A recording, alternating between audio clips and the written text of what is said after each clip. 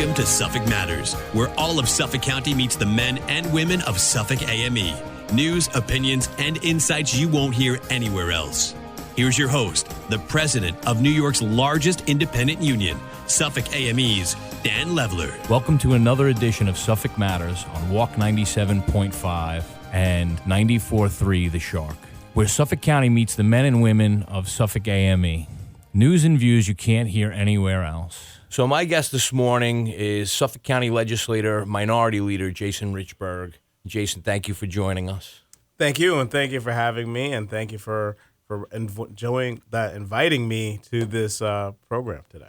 Yeah, listen, I know how busy our schedules can be, so carving out some time to have these conversations is very important. And obviously this year, big election year, all county legislators and county executive spots open, and, early indications that we have and polling data that we've looked at is people seem very engaged. They're answering questions. They're giving more feedback than we asked for. So it's not the typical off-cycle, non-presidential year where people don't want to go to the polls. They don't want to get bothered with politics or whatever. There seems to be engagement, at least in Suffolk County, and interest in the races that are going on. So I think it's important that we, there's a number of things that we've got to talk about, but I think that kind of sets the stage for all of what we're looking at. What leadership is going to look like in Suffolk County, and what that means for residents, and obviously from my perspective, what that means for the working life of the people that work directly as employees for the public. I think it's important, and I think I'm glad to hear, and I've seen something similar, that folks are engaged in asking questions about what government does, the role of government, the role of our county employees, right, and more importantly, what can we do better and how can we help them, whether that's water quality, whether it's public safety, whether it's public health. All of those things touch upon the work that your members do, and I think it's important that folks are engaged in that and understand that our government, whether it's our county elected officials or our county employees, are here to work and serve for them. Sure, yeah, and listen, I spend a lot of time talking about those topics. It's something, clearly very important to me and very important to my membership. And the reason I speak about it so much is just to give everyone who's listening a sense of how important these functions actually are.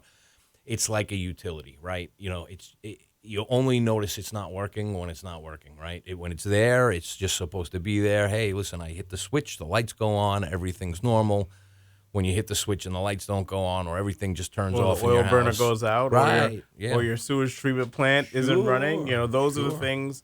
Or the medical examiner's office is running late, or our internet goes down. Whatever it is, you know when you don't have it. And I think the greatest thing about our county employees, whether it's been COVID or any of the other outbreaks or anything else of natural disasters, our employees have stepped up, whether personally, voluntarily, and even in their work life. When there's a storm, folks don't realize that those are AME employees who are answering the phones, whether it's in the call center at the 911 office or in the Fred Center. Sure. So those are important roles that we need to make sure that folks understand those are your county tax dollars at work. Yeah.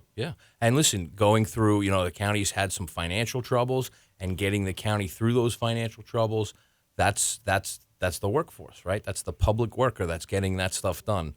All of the day-to-day craziness that COVID brought, and different rule changes and everything else, the public employee worked through that, had to change their behavior, sometimes on a daily basis because of changes in regulations and new mandates that were coming out of Albany or from the federal government. But getting everyone through that crisis was the role of the public worker.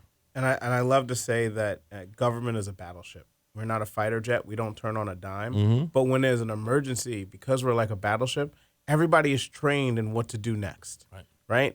And they have an idea of what the next step is. Perfect example is like I was talking about before with the 911 call center. Sure. When we lost our internet capability, folks were able to come up with a paper way of communicating using radios to make sure we were able to still provide public safety. Sure. When folks up in upstate had that horrible snowstorm, our employees stepped up and took those calls to make sure that they had public safety and were able to communicate to their local law enforcement. So those are just examples of ways that we have stepped up. And like I said, a battleship, we're built to be durable. We're built to get through storms. we're also built to make sure that the folks inside know what to do in case of emergency. Sure, absolutely, and that's that very much. You can feel that here in Suffolk County for sure. So I want to talk to you a little bit about your role. You know, I had announced at the beginning you're the minority leader. So not only are you a legislator for the 15th district, but when we say minority leader, that's the Democratic caucus, because there's a few more on one side of the aisle than the other. That's how we get the majority minority kind of designation in politics. I always like to make that distinction. But you've been doing that now for a couple of years, and I want to get a sense from you. You know what that job has been like for you, and again, you were serving on a legislature that was a Democratic majority for a time, and switching gears and still trying to get the business of government done. How has that been? So I think the role of minority leader is, I'm the voice of my caucus, right? And I help to set the priorities. I don't want to say I decide the priorities, because I feel like I'm a collective leader. I know I'm a collective leader. I have a conversation with my colleagues, and I figure out which direction we should move forward together.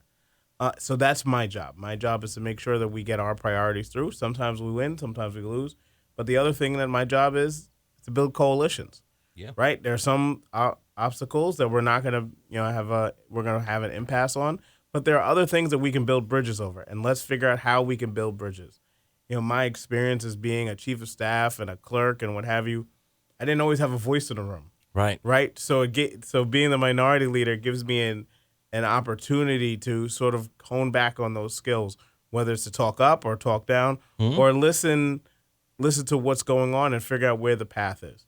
When I was the chief of staff to Dwayne Gregory, or the clerk of the legislature, my job was to create policy decisions and to work with exempt and union employees to figure out how to do that. Right. And so it's put me in positions where I'm able to know who's in different departments and how to get things done, and also what questions to ask, and then figure out what questions we aren't asking to figure out a better way to get the solutions. Absolutely. Yeah, and I mean that tends to be a majority of our discussions. Hey, here's something I see that's going on, and I just want to let you know I see it differently, And speaking of seeing it a little differently, I guess I want to add this distinction. You can correct me if I'm wrong.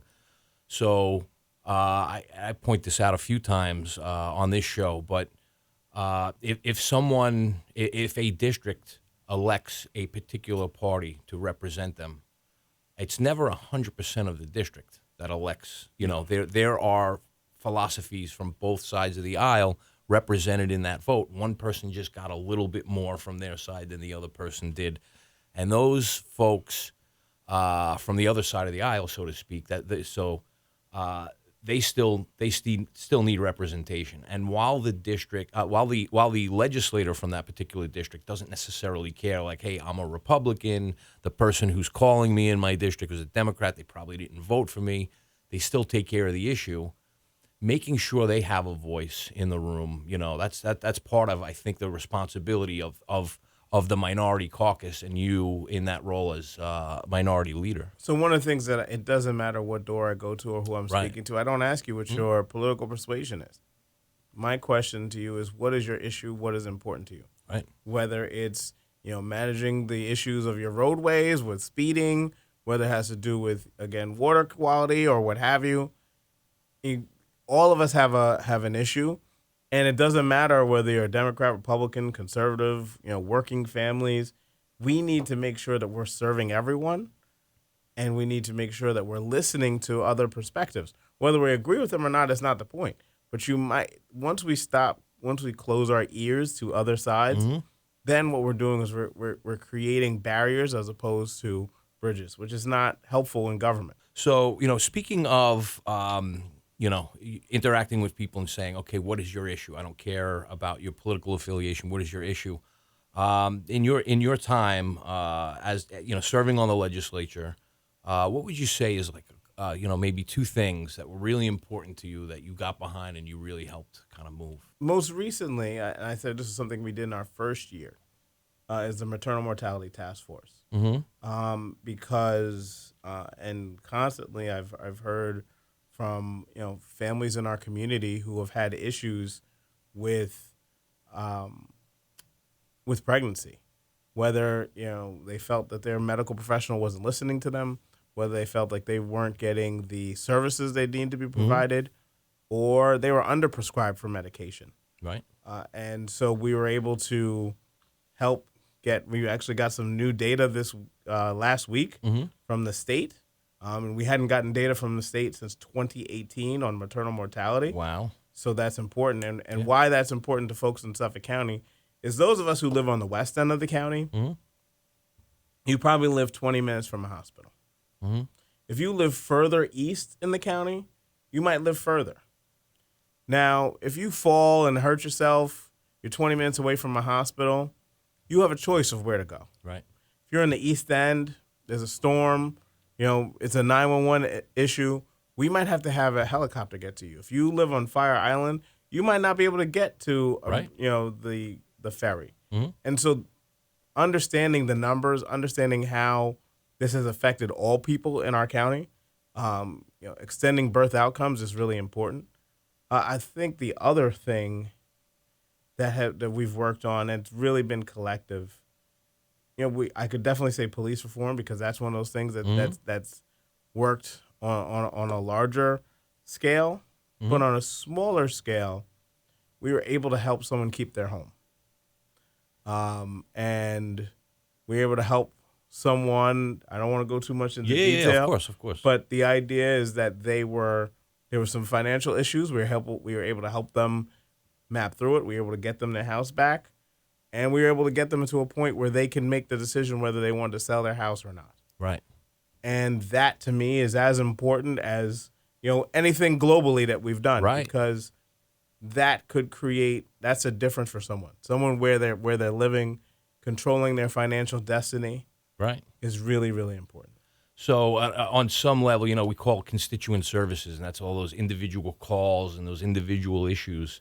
But there is some degree of, this global work that has to be done, and that can be very rewarding. But when you help an individual and they directly had the contact with you, and you're able to walk back to them and say, "We got it done," there's great sense of pride in doing that. And I guess the worst part of the job is when you can't help somebody. Right. When there's a barrier, and sometimes it's stuff with other levels of government, and sometimes it's just we're just behind the eight ball, whatever it is.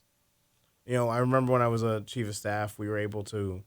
There was a gentleman from Copeg who he had paid his mortgage every month. Probably the most studious person I've ever met. Right. Literally had a copy of every check. Yep. That he sent to the mortgage company, and everybody's thinking about, I don't think I've done that. Right? So, but in the meantime, his mortgage was sold to another company. And so those folks who know if you pay your mortgage every day, so every month, you usually roll your taxes into your mortgage. Right.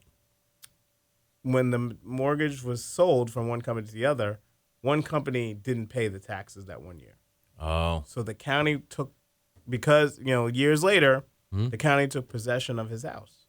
He almost lost his house for less than $14,000. Yeah. And so he came in, he says, "Listen, I did this, and this. Here's my 15 years rather of paying taxes, paying my mortgage. I literally have never seen anybody with every copy of every check. But this gentleman had it, and we were able to not only help him get his house back, we were able to help the state to look into the mortgage company for unscrupulous practices. Right. Because he wasn't the only one that happened to. Yeah, and that's so that's sometimes something that happens as well. Someone comes along with a complaint, and you realize it's not just this person, and then that sometimes rolls its way into legislation. Yeah, exactly. That was very true. Well, listen, just talking about your role at the legislature, I can't ignore that coming up not too long from now. You guys are going to be presented with a budget from the administration. This is an outgoing administration. The last time Suffolk County had an outgoing administration, the budget that they presented only funded the government for about 6 months. It was a disastrous situation that had this whole snowball effect. It affected the workforce. It affected services available to the residents and everything. Layoffs in that budget. Yeah. And at the end of the day, that's not something we expect to see here, but it is another situation where, leadership, Steve Ballone and his team, they're term limited, they're going to go. and it's still their responsibility to hand you guys a budget that you have to vote on this year. And there's going to be competing philosophies, right? So right now there's two candidates for county executive. On the Democratic side, you've got Dave Colon. On the Republican side, you've got Ed Romaine. And they're going to have different approaches, but they're going to inherit a budget from Steve Ballone, and that's going to pass through you guys. And that's, I think that's going to be a lot of work. And listen, on the other side of the aisle, there's some great folks there. I've had conversations with them already, and what they see on how they can get, a workable budget passed. But I think it's, I think it's the distinction. It's not a normal budget year, and so, what do you see? What are you preparing for there? So one of the things that I've heard, especially the last 2 years, is we need staffing. And I think while this is a budget year, I think more importantly, this is a contract year for many of the employees. Right. And I think there are a lot of conversations, and the legislature doesn't have a role in the negotiation process. Right. But I would love to see the ability for folks to have a better standard of living, however that is. And I again, I don't want to create a court issues. I for sure have an opinion on this, and I'm going to keep my mouth shut also. Right. Yeah. But I think that's the most important thing. I think it's the duty of the legislature to arm our departments, all of our departments, with the staffing needed to succeed. Yeah. Whether it's the health department or our information technology or our social services, Department of Labor, all of them have DPW. All of our departments are in search of staff. Yes. And we need to be able, as a county, as our legislature, to arm whoever the next county executive is. I have my preference. Sure. I'd love to see Dave take that role, and Right. and I'm working hard to make sure that happens. But I want to make sure whoever takes that seat has the appropriate staffing in the department to make sure that we can get things done. And that's something that we've heard at the legislature. Listen, we need more 911 operators. We need more, health sanitarians. We need more sewage treatment operators. We need more folks in our information technology department. Yeah. We need other skills. And also one of the things I'd love to see, and I don't know how I haven't mapped this out yet, is what ongoing trainings can we bring to help our staff, and especially discipline specific, Right. and how can we make sure that that's in our budget as well? Wholeheartedly agree on staffing. I'm not aware of a department that doesn't have some staffing needs, and I am aware that nationally this is a problem for localities. Right, states are having this issue, counties, towns, villages. And we're not just in competition when you say the public employee. These are people that work directly for the public. We're not just in competition with the private sector. Now we're in competition with each other. And people are going to a jurisdiction, getting their training, and then jumping ship to somebody that pays a little bit more or has better benefits. And when I say a little bit more, sometimes we're talking $15,000, $20,000 a year. And I hear this from every union leader Yes. in our county.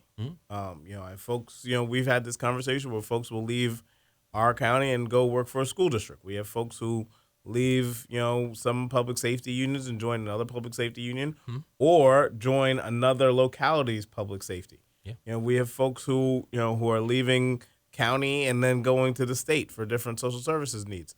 So I think, and I'm not, advertising that. I don't want that to happen. Right. Because I think it's important that we maintain our talent here. Sure. And I also think we have to figure out how can we make sure that we can get what are those other localities doing better, or organizations doing better or differently, that we can sort of borrow and implement And integrate. here. Yeah. No, that's very true. The idea that this is happening to everybody, to me, speaks to a greater underlying issue, right? And the solve for that, I'm not aware of anybody who's quite solved it yet. But the idea, from my perspective, I'm going to get a little bit on my soapbox, and I don't want to get too crazy about it, but the idea that you can take a job in government, have a full-time job, and in taking that job, you have resigned yourself to also needing a second job to make ends meet. It's those people who can't make enough to keep the lights on and feed their kids. Those are essential jobs across all departments that are very hard to fill. And they're very hard to fill because someone knows I could take this job and have to work a second job just to keep the lights on, so no quality of life. Or I can take this other job. I can hold out for this other job and have just the one job and be able to. I don't think the taxpayer wants their public workforce to be stressed in that way. And this is not all jobs. I'm not suggesting that it's all jobs, but there's positions. Part of this whole process of trying to fix that problem, it's going to take a lot of conversations. Folks like you and I sitting down with administrative people and maybe even some outside agencies and jurisdictions and really putting our head together and really trying to figure it out. But another aspect of it is this budget that we're talking about. If the funding isn't in the budget to try and solve these problems, to make sure that the staffing's where it needs to be, that the training is where it needs to be, and that the materials are where they need to be. I mean, if you have enough people but no pens, you're not going to get any letters written, right? Exactly. So all of these things matter. I've always kind of taken the position of revenue generating departments where hiring an employee, that employee will produce more revenue for the county than it costs to pay them. They should never be understaffed.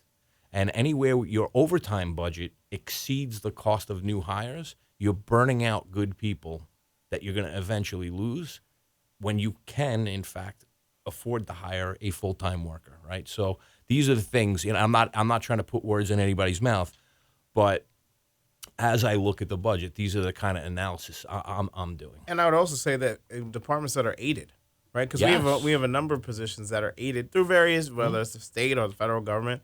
I think those are places where we know if we put $25 in, we're really only spending 20. Yeah. Whatever it is. So Right. I think that's an important function as well. Some of those positions are 75 to 100% funded on the outside. Right. Why would you ever be understaffed there? But yeah, But the other part of that is, Yeah. they're understaffed there because maybe there's a calling, or there are other places that are paying more for a similar role. Yep, very true. Very true. And also the other part that's really in part of this conversation is support staff. Yeah. Support staff is so important in every area. You need somebody in the background who knows who's the administrator. And making sure we have the right support staff and the proper amount of support staff in our departments is key as well. And sometimes those departments that we're talking about, maybe those positions aren't aided.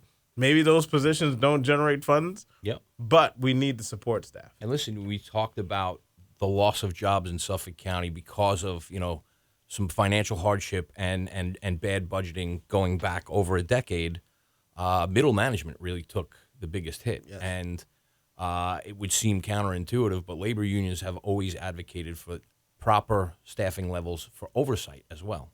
If you have a bunch of guys on the road plowing, but no one to oversee the operation to make sure the right roads are being hit, that the issues are being addressed, that everybody's got the materials that they need, that they're getting their breaks so that they can continue to do their job, all of that stuff, then it doesn't work. It takes all of these functions working together like that battleship. Everybody's got to know their place. If you eliminate a flaw on that battleship and there's no staff there, the whole ship doesn't work. And then you, yes, the ship can move, but you're not working at peak efficiency. Well, again, I try not to get on my soapbox, and I always end up doing it. But I concur on these points. It's all very big and important stuff that's going to affect the working lives of the employees, but it's going to affect the day-to-day lives of all the taxpayers as well, the quality of services they get. But we should also talk about the 2023 election again. It's a big year. All legislative seats open.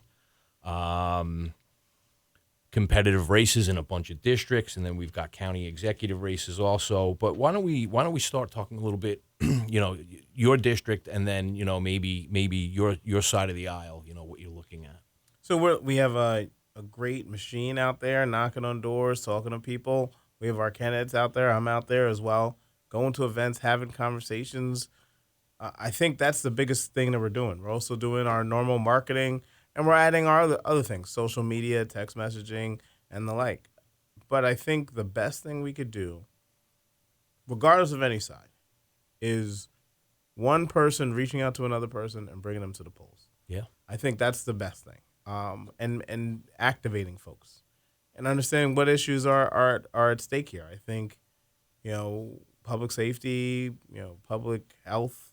Those are things that are really, really important. Proper staffing, fiscal management. Those are things that are at stake here in this election. And understanding that whoever is elected, we want to make sure that those folks are keyed to work with everyone, Right. not just keyed to work with whoever. Right. I'm here to make sure that I'm working with everyone. It doesn't matter who you are.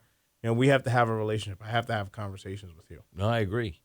And listen, I mean, from my perspective, the Democratic Party had some solid control of the legislature, was able to achieve certain things because they had the votes to get things done, and that's flipped in recent years. And I would imagine there's some plan to bring in some more Democratic legislators. It's going to be a competitive year, but again, it's encouraging to see. For me, at least, it's encouraging to see the amount of interest from the general voters as we reach out. We do polling, and we check with folks. Which issues are important to them. Do they back things like these water quality measures that we've been supporting? That I know that you are very much plugged in. And your employees have been working on this for the better part of almost 10 years. Yeah. Right. Some of these ideas, came from AME employees saying this is what we need to do. This is the direction we need to go in. Right. And advocating to our state and federal electors. I think I would add to that is the folks who are running on our side. Yeah. I would say I love the energy I see. I have folks who are doing homework and asking questions, paying attention to the meetings, going to the meetings, being engaged in the process. We had a great retreat a couple of months ago where we talked about the fundamentals of electoral process, but also what the county does, and what we do well, how we need to do better. And I think that has helped galvanize some of those issues on our side. Sure. The fact that these folks now understand a majority of what we're doing and what's important to not only our AME employees but all of our employees here in the county. Yeah. And our county residents. No, it's very true. And, it's easy, I guess we all, in a way, we kind of live in our bubble, right? Your day-to-day life brings certain issues, certain topics, certain personalities to you constantly. And that isn't necessarily indicative of everybody in your district or Suffolk County as a whole. So getting out, seeing people, listening, as you said, I think is, one of the most astute things an elected official can do. Ask questions, listen, take that information in and process it. These issues, I've talked a few times, some of these issues are a lot more complex than they sound. They don't really summarize well in a sentence or a quick article in the newspaper. Or a soundbite, yes. Right. There's more and everything is, a lot of times we think things are black and white. Not everything is black and white. Some things have a nuance to it, and some things, we have to have some giving, some push and give, I guess you could say. Right. And there's the weighing of, what does the most good or what does the least harm when we're looking at pieces of legislation. And I've certainly been in the role of coming by where everybody's, maybe excited about a piece of legislation. I say, hey, I do want to raise this one point that I don't think anybody's looking at. To your credit and, again, to the majority of the legislature, to their credit, they always find the time to listen to these issues and weigh it. We don't always get what we were asking for, but they always find the time to listen to us, understand, okay, I see why that's important. And that gets added to the scales to figure out, can we do or should we do this? Do we need to amend something that we're looking at? So it is a lot. I'm trying to make it a little easier for our listeners to get a sense of what the process is. And the simplest way I can say is it's not that simple. It's like when you get those directions to build a TV table. It says, oh, you need these screws and this wrench and this screwdriver and this and this and this. It doesn't tell you, well, can you lift this much? Can you hold this plate? Right. Do you have someone there who can keep this held up while you screw this in? That's not in the directions. It's those things that are innate in the process that are important. And I think those are things that we all have to convey to people. A lot of times we all say, well, I could do this and I could do that and I could do the third. But the other thing is, I have to be able to count to 10. Yeah. 1, and 2, I have to be able to communicate my idea or my vision to others for them to buy in. And that's not always easy. Right. It's just following the directions. And a lot of times, again, it's a very simplified way of saying it. I'm going to add some complexity back again. Sometimes in trying to achieve the goal of what the legislature does, they put rules in place, and then those rules get offloaded to a bunch of other people to actually implement. And so while the legislature's vision was clear, if it's not communicated back, the instructions aren't communicated back, the whole thing can go awry. And there's, we can right. probably and talk for sometimes an hour about like the examples of attorneys that. say, well, yeah, you make it simple, but it's not that simple. Right. Or sometimes we're superseded by other levels of government. So, again, Minority Leader Jason Richburg, our guest this morning, and again, I appreciate you carving out time. There's so much going on, and to find the time to come in and speak with us and inform the public of what's going on and what your universe kind of looks like. I really appreciate you taking the time for us. Well, anytime, and I'd love to come back and we could have a further conversation, maybe after the election, Absolutely, or before, and talk about where we are and what's important and what issues you guys are hearing out in the public. Because I think it's really, really important to have that feedback. And to our listeners, we'll speak to you next time.